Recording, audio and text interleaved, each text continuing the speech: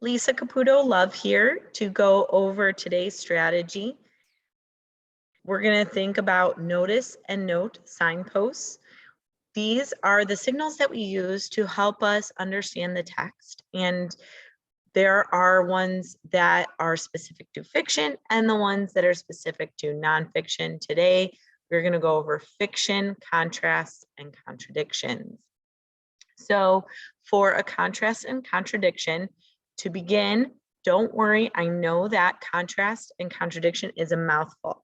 The more you practice what it is and saying it, the easier it will become. So don't worry about mispronouncing it or anything like that.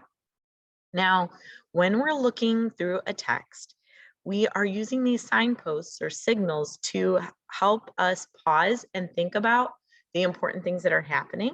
But sometimes it's hard to know where to stop and think and what is important. So the contrast and contradiction signal or signpost is when something in the story happens that's the opposite of what you know, think, or expect from based on your own experiences, or it could be based on the experiences of the character or what you know of the character. A lot of times it comes across as shocking or surprising.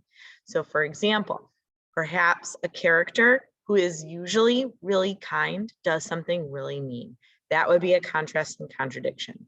Or it might be that the character does something that is very different than what you might experience in your life or what you know to be true in your life.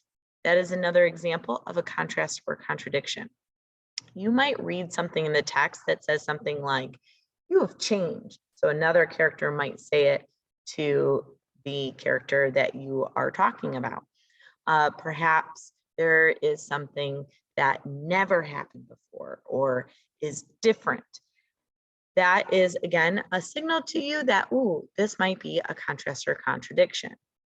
When you see these, you're going to reflect as a reader, and you're going to think about, why did the character do that? Why are they acting this way?